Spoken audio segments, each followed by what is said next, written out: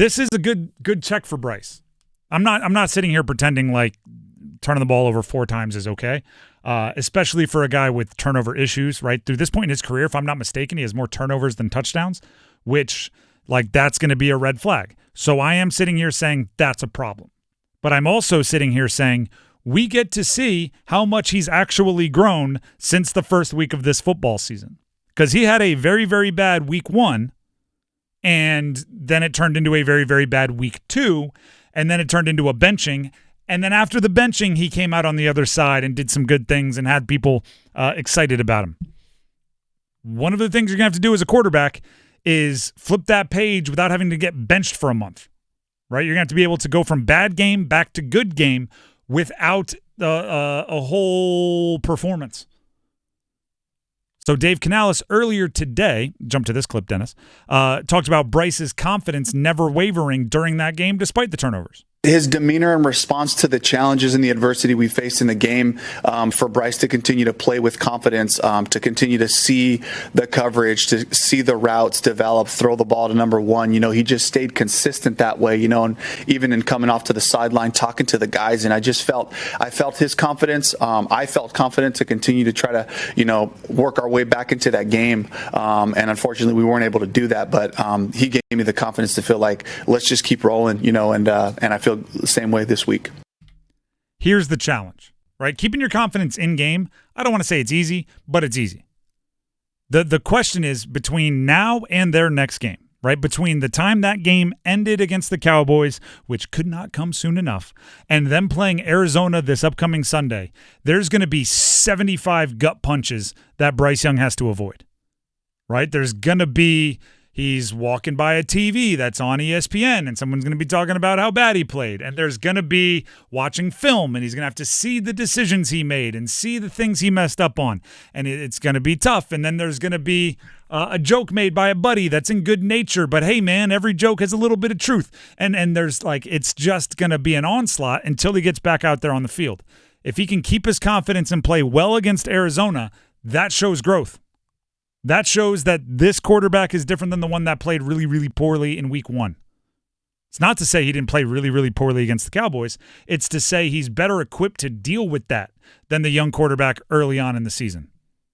Because if this sends him back in the tank, right, if it took a whole program of support and it took a benching and it took an easing back in and it took a couple of close wins and it took good performances by the defense and it took good performances from the running game and it took, we're not naming a starter. Oh, now we will name the starter. And it took this whole pageantry and performance to get you back from the bad stretch of play earlier this year. And if it takes that again this time, that's the problem, right? That's the thing where you're like, maybe we misevaluated. But if he comes back and he picks up where he left off against Philly, or he picked up where he left off against the win against New York or New Orleans, if he picks up there against Arizona, then I'm maybe even a little more confident in him, right? Then I'm maybe even a little more set on he's somebody that deserves next year. Right? We saw Jared Goff threw 5 interceptions in a game. Somehow they won the game, but threw 5 interceptions in a game. We've seen Josh Allen, who's playing maybe the best football in the league right now, have massive turnover issues. We've seen good quarterbacks have bad games. The issue is it doesn't put them in the tank, right? It doesn't set them back, doesn't undo all of the good work they did over the previous 7 weeks.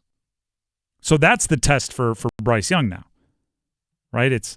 I know everybody was saying how awesome you were, and everybody was saying how now you've earned your way into the 2025 season, and you've done this, and oh, goodness, now they won't have to use their top pick on a quarterback. Yay! Everybody was hyped, and then you had a turnover-filled day.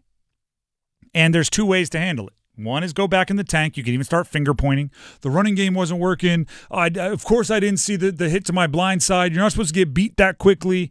Oh, blah, blah, blah, blah, blah. My blockers were bad. My blockers were bad. Why didn't Thielen make a better play on the ball? Instead, he got it tipped up and intercepted. You could do that privately or publicly. Or you can own it and say, you know what? I had a real bad game. Didn't make me waver in my belief in myself. The Cowboys had a good day. And now I get to go up to Arizona, who's not playing the best football of their season right now, and have a chance to once again build off of the good games I was stringing together. And by the way, that's also true for Dave Canales. Oh yeah. You know, we sometimes forget he's a rookie coach, and I guarantee you he was on that sideline, head spinning a bit, going, how do I stop this from happening?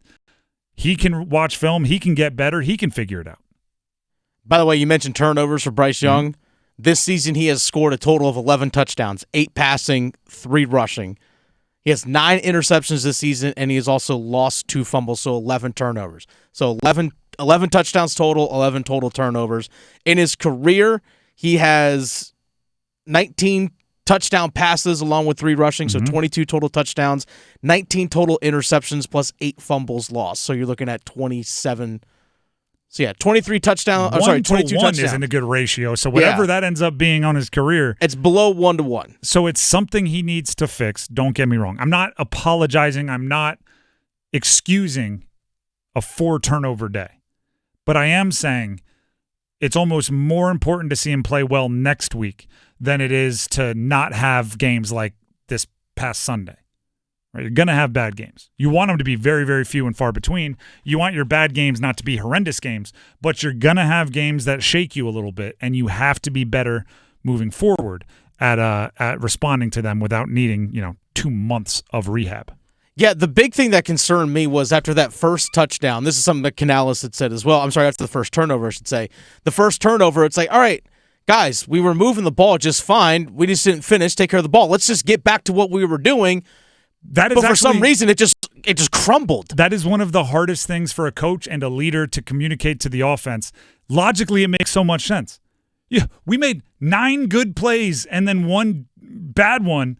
Let's focus on the 9, and it's just your brain is like, yeah, but I made that bad one. Like it's so hard to do, but it's the ultimate football thing is, right? 12 good plays, you pick up first downs, convert a couple thirds, you're down on the 10-yard line, red zone turnover, and it's like those first 12 plays didn't exist.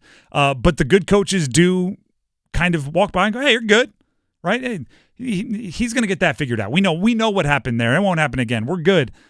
And it comes across, and that's Dave Canales' challenge. I used to do that when I was coaching lacrosse. I know we have a minute left here, but when I was coaching lacrosse, maybe if I run a set play or something like that offensively, and we would just miss the shot, or the goalie makes a really good save, I'd just say, hey, look, y'all ran the play perfectly.